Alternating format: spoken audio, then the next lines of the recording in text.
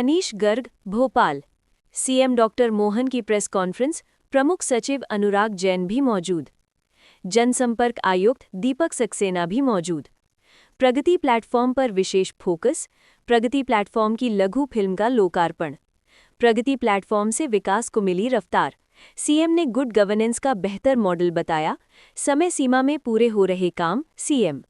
Western देशों से भी आगे निकले, सीएम। कई दलों की सरकार से देश को नुकसान, सीएम। पहले रेल मंत्री क्षेत्र तक सीमित रहे, सीएम। पुरानी व्यवस्था से निकले दुष्परिणाम, सीएम। एमपी को 1850 करोड़ की मिली रेल लाइन, केंद्र सभी राज्यों का रख रहा ध्यान, सीएम। पोर्टल के जरिए हो रही मॉनिटरिंग, सीएम। दूसरे दलों को भी बीजेपी से मिला लाभ, सीएम। बड़े मन से काम कर रही बीजेपी सरकार, सीएम।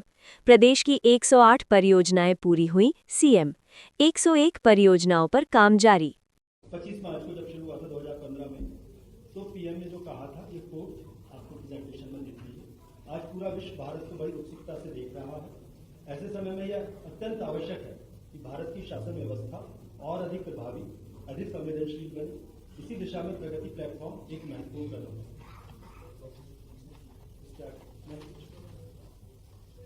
इसमें नीति नहीं, निष्पादन, घोषणा नहीं, समीक्षा नहीं, समाधान।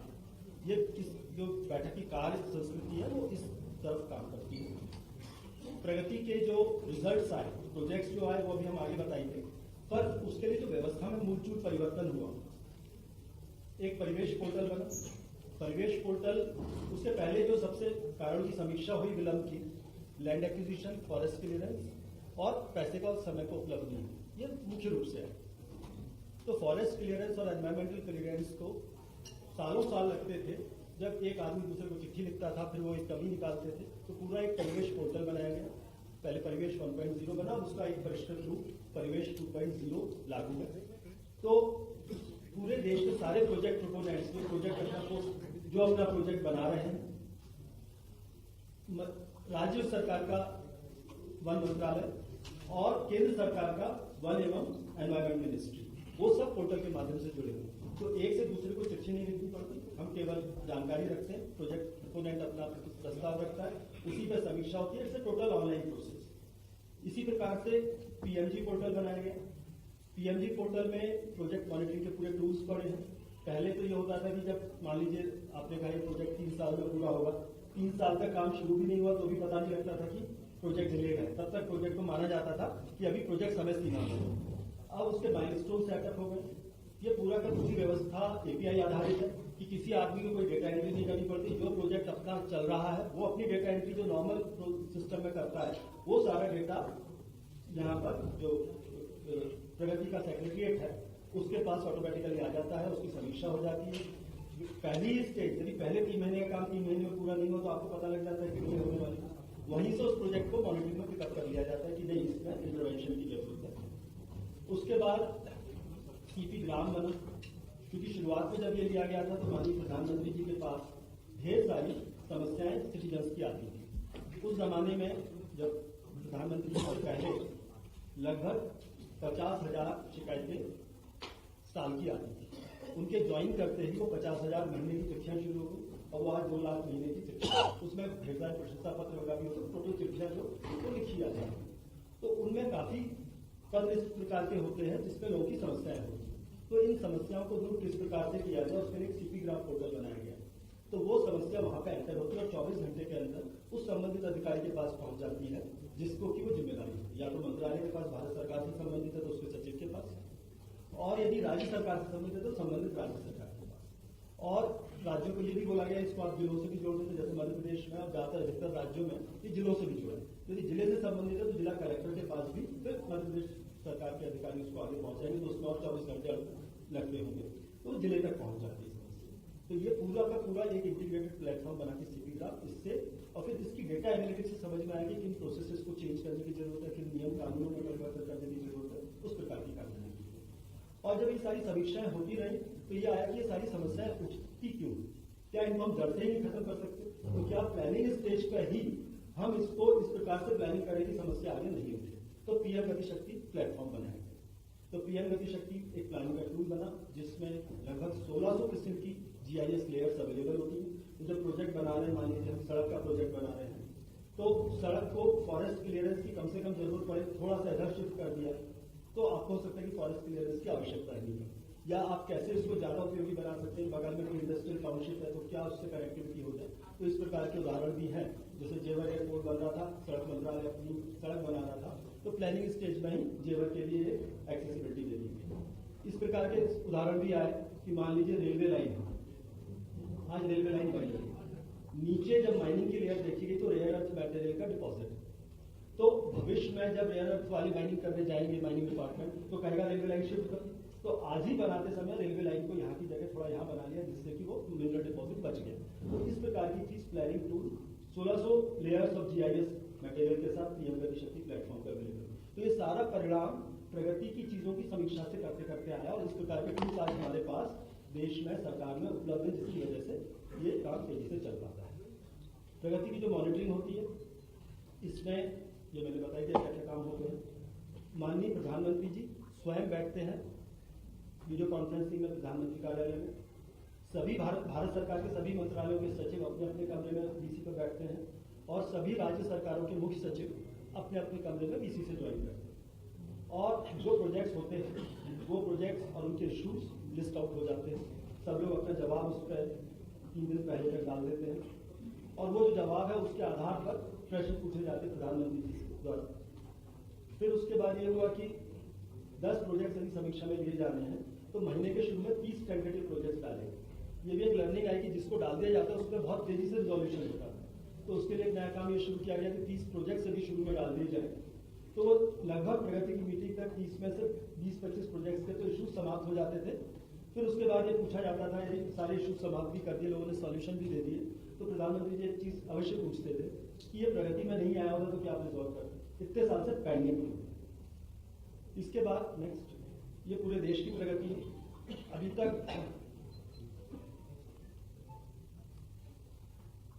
3300 से ज्यादा प्रोजेक्ट्स PMG पोर्टल पर डल चुके हैं, जो 85 लाख करोड़ के हैं पिछले 10 साल। तो इन प्रोजेक्ट्स को गति मिल रही है। इसमें जो इश्यूज उठाए गए, जो प्रोजेक्ट प्रोपोनेंट्स थे उनके द्वारा, उसके सामने लगभग 93% इश्यूज रिजॉल्व किए जा चुके हैं। प्रगति में जो प्रोजेक्ट्स रिव्यू किए गए उसका डेटा भी हमने आपको दिखाया है। मध्य प्रदेश में जो काम हुआ है, नेक्स्ट, मध्य प्रदेश में 209 प्रोजेक्ट्स जो हैं इस पोर्टल पर डाले हुए हैं।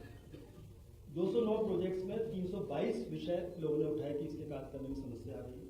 उनमें से 312 का रिजोल्यूशन किया जा चुका है। तो मध्य प्रदेश 97% रिजोल्यूशन के साथ one of the better performing states में से है।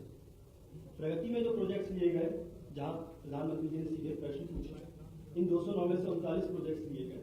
उन 39 प्रोजेक्ट्स में जो इश्यूज उठाए गए वो 124 इशू उठाए गए। उनमें से 120 का निराकरण हो चुका है और बाकी 4 भी निराकरण की स्थिति में है लगभग। उनमें से 2 विषय फॉरेस्ट से संबंधित है, जिसके बारे में अंतिम अनुशंसा मध्य प्रदेश सरकार द्वारा भारत सरकार को की जा चुकी है। तो इससे मैटर ऑफ टाइम की वो अंतिम अप्रूवल आ जाएगा। और 2 प्रकरण लैंड एक्विजिशन से संबंधित थे, जिनमें लैंड एक्विजिशन के अवार्ड्स पारित हो गए, केवल भुगतान का कार्य चल रहा है, तो वो भी थोड़ा सा ही काम बाकी बचा है। कुल मिला के 5.5 लाख करोड़ के जो ये प्रोजेक्ट है, उनमें से 209 में से 108 प्रोजेक्ट हमारे पूरे भी हुए। ये इसके आगे आप देखेंगे 2,61,000 करोड़ के प्रोजेक्ट्स पूरे हो चुकी है 108 प्रोजेक्ट, और 5,24,000 करोड़ के 101 प्रोजेक्ट्स अभी कार्यरत है जो समीक्षा के बाद रहते हैं। नेक्स्ट, ये प्रेजेंटेशन आप लोगों के साथ शेयर हो जाएगा। ये जो अलग अलग किस्म के प्रोजेक्ट्स हैं, जैसे सबसे ज़्यादा जो हमारे 209 में से देखें तो सड़क और राजमार्ग के 77 प्रोजेक्ट्स हैं, रेलवे के, विद्युत उत्पादन के, कोयले के, तेल और गैस के, दूरसंचार के और अन्य प्रोजेक्ट्स। इस प्रकार से डिफरेंट प्रोजेक्ट्स हैं, तो ये दिखाता है कि किस प्रकार से ये सेक्टोरल प्रोजेक्ट्स चल रहे हैं। नेक्स्ट, ये चीज़ पिछले में कवर हो चुकी है। इसके बाद मैं उदाहरण बताना चाहूँगा आपको जबलपुर गोंदिया रेंज मार्ग का। ये 2003 में शुरू हुआ था और 2003 में शुरू होने के बाद 2016 तक इसमें प्रगति बहुत ही न्यून थी। उस समय ये विषय लिया गया कि जबलपुर गोंदिया मार्ग क्यों नहीं, उसकी जो ब्रॉडगेज कन्वर्जन था स्मॉल गेज से आगे बढ़ा, उसके जो इशूज थे 4 इशूज उस समय उठाए गए और वो इशूज रिजॉल्व हुए और अगले 5 साल में 2021 में ये प्रोजेक्ट बनकर डेडिकेटेड टू नेशन हो गए। हम लोग का एक अंदाज है कि यदि उस गति पे चलता रहता है जिस गति पे पहले 13 साल चला, वैसे वो बहुत ही ब्रॉड एस्टिमेशन का तरीका होता है, तो शायद ये 2028-30 तक जाके प्रोजेक्ट जो गति पे प्रति वर्ष जितने प्रतिशत की प्रगति आ रही थी। तो ये दिखाता है कि किस प्रकार से ये होता है। ये डिटेल्स उस प्रोजेक्ट के आगे अगले उसमें हम लोगों ने बताया है। तो कहने का अर्थ ये कि जो प्रगति का कार्यक्रम माननीय प्रधानमंत्री जी ने शुरू किया, उसकी वजह से देश में जो इंफ्रास्ट्रक्चर प्रोजेक्ट्स को गति मिली है, समस्याओं के निराकरण को जो गति मिली है, और जो विभिन्न योजनाएं स्कीम्स होती है, स्कीम्स का रिव्यू भी किया जाता है, उन स्कीम्स के इश्यूज का रिजोल्यूशन हुआ है, उनमें बहुत महत्वपूर्ण योगदान प्रगति और इससे जो एसोसिएटेड प्लेटफॉर्म्स बने हैं, जो बताया आपको पीएम गति शक्ति, पीएमजी, सीपी ग्राम आदि, उनका बहुत बड़ा इसमें योगदान है। अब मैं माननीय मुख्यमंत्री जी को निवेदन करूंगा कि वो इस संबंध में एक चीज मैं और निवेदन करना चाहूंगा। माननीय मुख्यमंत्री भी इंटरनली इसकी पूरी समीक्षा करते हैं और उनके निर्देश अनुसार हम लोग सीएम प्रगति की भी सेम चीज को डिजाइन कर चुके हैं और अब उसकी बैठकें भी हम लोग चालू करने वाले हैं। नमस्कार। सर्वप्रथम मकर संक्रांति की आप सबको बधाई। आज से सूर्यनारायण देवता ऐसा माना जाता है कि धीरे धीरे दिन का प्रकाश बढ़ेगा, रात का अंधकार कम होगा। हमारे यहाँ हजारों साल से ये तिल तिल करके दिन बढ़ने की परंपरा से मकर संक्रांति से मानी जाती है, इसलिए तिल गुड़ का भी आनंद हम सब लेते हैं। मैं अपनी ओर से मकर संक्रांति की बधाई के साथ माननीय CS अनुराग जी को बधाई दूंगा, जिनके दोनों रोल हैं। मुझे इस बात की प्रसन्नता है कि वो आज राज्य सरकार के साथ ये पोर्टल प्रारंभ करा करके माननीय प्रधानमंत्री जी के साथ उन्होंने इस अच्छे काम की शुरुआत की थी और उसी काम के आधार पर यहाँ हमारे इन कामों को भी गति मिली।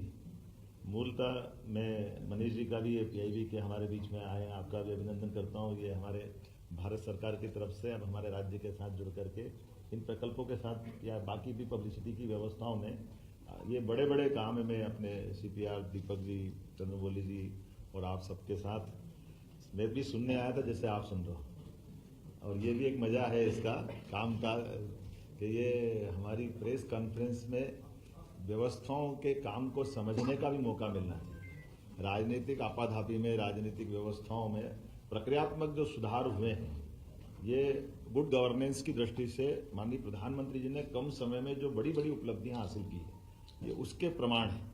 क्योंकि ये हवा में कुछ भी नहीं है, जो है आधुनिक तकनीक के बलबूते पे समय सीमा के अंदर देश के वो राजनेता जिनके पास देश और दुनिया की तमाम जवाबदारियां हैं, लेकिन उन जवाबदारियों के बावजूद भी बारीक से बारीक बातों पे पकड़ के साथ उस पर काम करना, प्रक्रियात्मक सरलता के साथ काम करना, व्यवस्थाओं पे ध्यान देना और जवाबदार पूर्ण तरीके से सरकार की छवि दुनिया के सामने बनाना।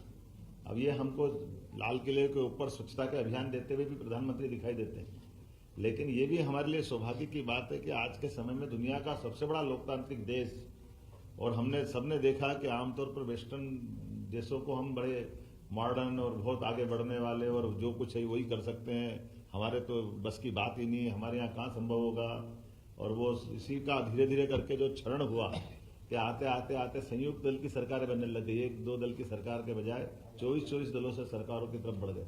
उसका दुष्परिणाम क्या आया, हमने सबने, देश ने भुगता है। कि आप देखो कि हमारे यहाँ 1 या 2 रेल चलती थी तो रेल मंत्री, कोई राज्य भी हमेशा इस बात के लिए पीछे पड़ते थे कि रेल मंत्री, हम रेल मंत्रालय हमको दे दो। क्यों दे दो? तो वो चाहे बिहार हो या बंगाल, 1 रेल हमारे यहाँ से चल जाएगी, 2 रेल चल जाएगी। अरे 1-2 के चल जाएगी, 100 चल जाएगी। आज बदलते दौर में वो रेल मांगना, रेल मंत्री का बजट का मूल बजट के साथ जोड़ना, वो अंग्रेजों की पद्धतियां, ये जो गए जमाने जब अंग्रेजों ने रेल अपने लिए स्टार्ट की थी तो उनने उस रेल के ऊपर अपना नियंत्रण रखा था, क्योंकि उस समय स्टेट अपने अपने बजट से चलते थे, तो रेल का खर्चा भी वो स्टेट से निकलवाते थे, लेकिन ट्रांसपोर्टेशन का पूरा लाभ अपने पास रखते थे, पकड़ अपने पास चलाते थे। लेकिन ये छोटी छोटी बातों पर ध्यान नहीं जाने का दुष्परिणाम क्या निकला। लेकिन आज मुझे इस बात की प्रसन्नता है कि आज हमारे देश के साथ विकास का भी और विकास के साथ भविष्य की आवश्यकताओं का दृष्टिकोण भी कितना युक्ति युक्त होना चाहिए, या इसको ज्यादा शब्द और प्यूरिफाई बोलो तो तीक्ष्ण होना चाहिए। कि आज हमने जब थोड़े दिन पहले असम की यात्रा से लौट के आया और असम के अंदर नागालैंड, मिजोरम और ये जब हमने इन्वेस्टर समिट की, तो इस प्रकार से जब उनने बात, वहाँ एक पंजाब के एक सरदार जी आए हुए थे इन्वेस्टमेंट कर लिए वहाँ के मुख्यमंत्री, और उनसे बात करने, तो मैंने कहा आप हमारे यहाँ करो। तो हमने कहा आपके यहाँ क्या दे रहे हो? तो हमने कहा हम भी वही दे रहे हैं, 100 करोड़ के होटल डालोगे 30 करोड़ का आपको अनुदान दे देंगे। उन्होंने कहा ये तो हो गया, अब GST में क्या कर रहे हो? अब हमारा तो दिमाग घूम गया, जीएसटी में क्या करें हम? तो जीएसटी तो भारत सरकार करेगी, जीएसटी तो जो लगेगी वो तो लेना पड़ेगी। उन्होंने कहा नहीं, ये पूर्वोत्तर राज्यों में भारत सरकार के द्वारा 20 साल तक जीएसटी भी माफ कर दिया। अब ये जो दृष्टिकोण है कि पूर्वोत्तर राज्यों का डेवलपमेंट कराना है, तो उनको ये अलग से और क्या प्रमोशन कैसे देना चाहिए। उन्होंने कहा ये प्लाट और भूखंड और इनकी व्यवस्थाओं की जो लागत और उस सब में भी, तो बॉर्डर के अंदर तक सड़क पहुंचाना, बॉर्डर के अंदर तक रेल की लाइन डलवाना, भविष्य में चुनौती के लिए आने वाले समय में जब देश की सीमा सुरक्षित होगी तो देश अच्छा चलेगा। तो ये जो भविष्य की दृष्टि से योजना बनी, और आज भी देखो कितनी अच्छी बात, अभी अनुराग जी बता ही रहे थे कि ये गोंदिया जबलपुर की बात करें तो गोंदिया जबलपुर बोलने से केवल नाम ध्यान में आता कि गोंदिया जबलपुर है, लेकिन गोंदिया जबलपुर में उसमें जो दूसरी चीज देख रहा हूँ कि हमारे पास जबलपुर से आने जाने के लिए आज अपना एक रास्ता है बालाघाट, मंडला, सिवनी से नागपुर, मुंबई, कलकत्ता, चेन्नई सीधे जोड़ने का। अब काहे के लिए इटारसी लाओ बार बार जबलपुर से? नहीं तो हम हमेशा जबलपुर ही आना, जबलपुर इटारसी आना पड़ता था। अब इसके बदले में क्या हुआ, सीधा वहीं से कलकत्ता और चेन्नई और सीधी ट्रेन निकल जाएगी जब आगे जाकर गोंदिया से। तो ये जो अंदर के रास्ते हैं, जैसे उदाहरण के लिए अभी अपने को 18,500 करोड़ की रेल लाइन मिली इंदौर मनमाड़, ये प्रगति पोर्टल का लाभ है कि सीधे यहाँ से अभी वापस रतलाम जाओ, रतलाम से गुजरात जाओ, गुजरात से बंबई जाओ, जरूरत नहीं, सीधे ही डायरेक्ट मनमाड़ निकाल दी इंदौर से उज्जैन होके। तो ये अपने लिए भविष्य की दृष्टि से एक एक करके कितनी सारी बातें हैं, लेकिन जो मूल बात अपने बीच में है कि राज्यों के बीच राजनीतिक दृष्टि से भले ही हमारी प्रतिद्वंदिता है, मतभिन्नता है, लेकिन देश की दृष्टि से हमारे लिए तमिलनाडु का भी वही महत्व है जो केरल का महत्व है। विभिन्न राज्यों के बीच में विकास के मामले को लेकर के इस प्रगति पोर्टल में मूलभूत जरूरी चीजों के लिए केंद्र राज्यों के बीच, जैसे भूगर्भ संपदा का अगर दोहन करना है तो देश के हित में वो कैसे हो सकता है, तो वो हमारा झारखंड जैसा राज्य हो, वहां पे भी अगर फॉरेस्ट की दिक्कत है तो उस पोर्टल में किसी की जरूरत नहीं, वो अपने आप ऑटोमेटिक हमारे यहाँ के वरिष्ठ अधिकारी, भारत सरकार के वरिष्ठ अधिकारी और इन समस्याओं को सूचीबद्ध करते हुए अपने आप सॉल्व कर लेंगे। अभी थोड़े दिन पहले मैं पीएम से मिलने गया तो वहाँ 2 मुख्यमंत्री बैठे हुए, रेवंत रेड्डी जी और एक और मुख्यमंत्री। तो हमने कहा आप यहाँ कैसे आए? तो बोले हमारे राज्यों के मसले को लेकर आए। हमने कहा ये तो मजाक करी, मेरे भी परिषद के साथी रेवंता, हम परिषद में पहले थे, आजकल वो कांग्रेस में है। तो हमने कहा ये तुम यहाँ कैसे? अरे बोले साहब आपकी सरकार में सबसे ज्यादा मदद हमको मिलती है, क्योंकि हमने अपनी प्रक्रियात्मक व्यवस्थाओं में बात करना चालू करी और मोदी जी और सरकार से कोई कष्ट ही नहीं आता। इसलिए उनने एक उदाहरण दिया, मैं आपको सबको शेयर कर सकता हूँ। उदाहरण उन्होंने दिया कि ये जो हमारे राज्य का बंटवारा हुआ तेलंगाना और आंध्र के बीच में, तो तेलंगाना में हमारे पास आ गया, हैदराबाद हमारी पुरानी राजधानी है, अब उनने अमरावती नहीं बना दी, तो अमरावती के लिए पूरा इंफ्रास्ट्रक्चर और वो उनको आंध्र प्रदेश को अपना खड़ा करने के लिए मौका मिल रहा है। अब हमारी अपने हैदराबाद के लिए क्या करें? तो उन्होंने कहा हैदराबाद के लिए हमने उसी तर्ज पर 30,000 एकड़ का बड़ा प्लान लिया, और बड़े प्लान में एयरपोर्ट से लेके बहुत सारी चीजें उनने सब कुछ जोड़ के देखा जो एक तरह से आंध्र वाले कर रहे हैं। तो बोले ये सब इतना पूरा प्रोजेक्ट हमको भारत सरकार की मदद से मिला। तो ये अपने आप में उदाहरण बताता है कि ये राज्यों के बीच मत की जिस दिन सरकार बनती है उस दिन अनाउंसमेंट हो गया, लेकिन चुनी हुई सरकार सब एक है, राज्य कोई भी हो, देश तो एक है। ये बड़े मन से काम करना, ये उदाहरण है। ये उसी प्रकार का उदाहरण है जैसे केन बेतवा नदी जोड़ो अभियान, अभी अटल जी के टाइम चलना था, लेकिन ये चलते चलते खसकते खसकते माननीय मोदी जी के यहाँ तक आया। लेकिन इसी योजना में हमको ध्यान में आया कि 1 लाख करोड़ का निवेश, उसमें 50,000 करोड़ भारत सरकार दे रही, हमारा तो 5% लग रहा है। और अगर इंजीनियर ढंग से प्लान बनाते तो वो हमारा बहुत सारा तो काम वैसे हो जाएगा। ऐसे पीकेसी योजना, पार्वती काली सिंह चंबल योजना, ये राजस्थान से 20 साल से चल रहा था। और मजे की बात ये कि इसकी मॉनिटरिंग भी वहां से होती है, हम कोई कागज आगे पीछे देने में हो जाए तो उनकी चर्चा होती है। और आज ये इसी बात का, माननीय प्रधानमंत्री से मिलने जाए या गृह मंत्री से मिलने जाए, तो मिलने जाने में भी हमारे प्रोजेक्ट पहले पूछते हैं कि आपके प्रोजेक्ट कौन कौन से, उनकी क्या स्थिति है, बाद में हमारी अपनी शिष्टाचार की मुलाकात हो जाएगी। तो ये बदलते दौर का समय है और इसके आधार पर निश्चित रूप से मैं मान के चलता हूँ कि अद्भुत समय चल रहा है। ये सारे प्रोजेक्टों की बात मैं दोबारा नहीं दोहराऊंगा, माननीय सीएस ने रख दी है।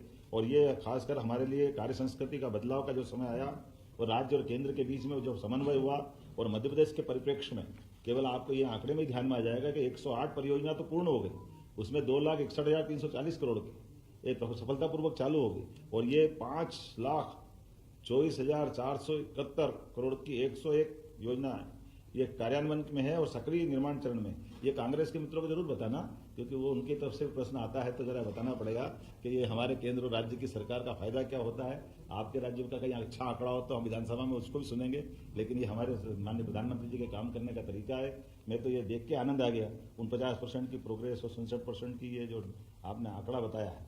और इसी के साथ साथ ये लंबी बातें तो क्या है, लेकिन सच में 20 परियोजना अधोसंरचना की पूरी हो गई, 19 कार्यान्वयन में है, 97% की सफलता है। और केंद्र योजनाओं में रेल मंत्रालय की 14 परियोजना, सड़क मंत्रालय की 13 परियोजना, विद्युत मंत्रालय की 5 योजनाएं, और रिन्यूएबल एनर्जी को तो ऐसा प्रोत्साहन दे रहे हैं कि हमारे यहाँ सबसे भाग्य से इसी तीनों तरह की रिन्यूएबल एनर्जी की संभावना है। और वनों के मसले भी हमारे पास बहुत है, लेकिन वनों के मामले में भी, और ये प्रधानमंत्री जी की उदारता भी है कि हमारे यहाँ राज्य में आके चीते भी छोड़ते और जन्मदिन भी मनाते हैं। ये हमारे लिए सौभाग्य की बात है। पीएम मित्रा पार्क के माध्यम से हमारा पूरा ये कपास का किसानों का 6 लाख किसानों का जीवन बदलने का इतना बड़ा निर्णय है। मैं आज बहुत ज़्यादा नहीं बोलता हूँ, संक्रांति है, पतंग उड़ाना है, बहुत सारी जगह जाना है, तो अपने लिए आप अपनी तरफ से इसको अपन समेटते हैं। कोई जरूरी बात हो तो जरूर कर सकते हैं।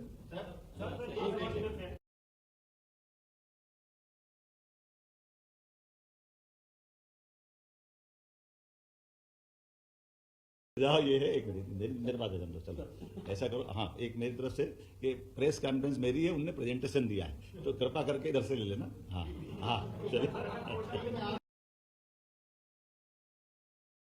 बता देगा मनोज जी। हाँ, आप ये पहले जरा आगे वाले बोलिए। हाँ,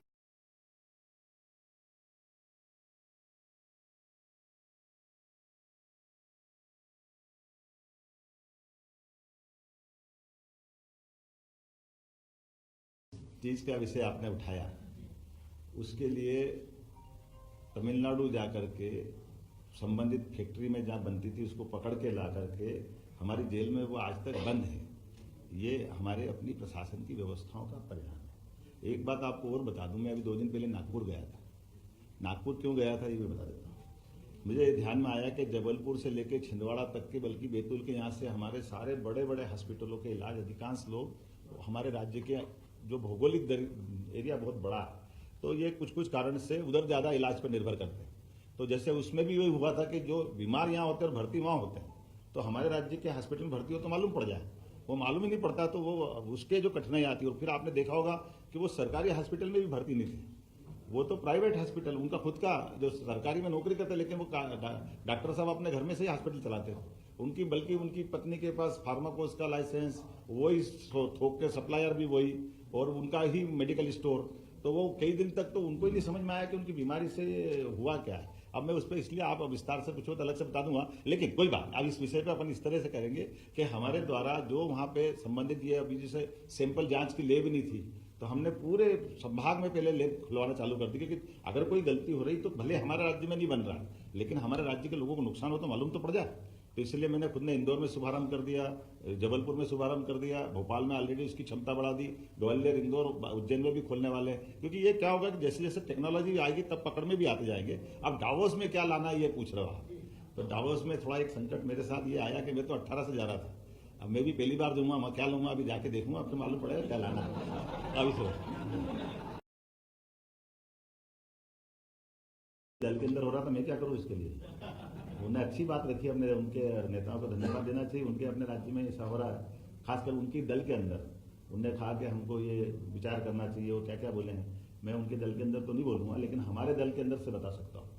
हमारे अपने राज्य के अंदर, हमारे देश के अंदर, हमारे दल ने पहली बार आदिवासी बहन को राष्ट्रपति पद तक पहुंचाया। ये हमारे दल ने किया, हमारे ही दल के माध्यम से हमारे माननीय सभी गवर्नरों में इस बात का ध्यान रखा गया, सबको साथ में लेके चलने का, सबका साथ सबका विकास। सभी राज्यों के मुख्यमंत्री इस बात के उदाहरण है। हमारे, आप बताओ, इसी रायपुर में माननीय विष्णुदेव साय जी, उड़ीसा में माननीय मुख्यमंत्री मोहन चरण मांझी जी। तो ये हमारे दल की विशेषता है कि हम सबका विचार करते हैं। कांग्रेस खाली बोलती है, करती नहीं। इसके बाद एक दिन का विशेष सत्र बुलाया, जिसमें 2047 तक का हमने अमृत काल की कल्पना की कि आखिर हम विजन रखें। ये 3 साल का आगे का बजट भी उसी प्रकार से ले जा रहे हैं कि हम 5 साल की सरकार है तो 5 साल तक का प्लान बना के चले। और मैं मान के चलता हूं कि आने वाले समय में और ऐसे सकारात्मक जो सुझाव आते रहेंगे, जरूर करेंगे। संक्रांति मना लेते, बहुत बहुत धन्यवाद।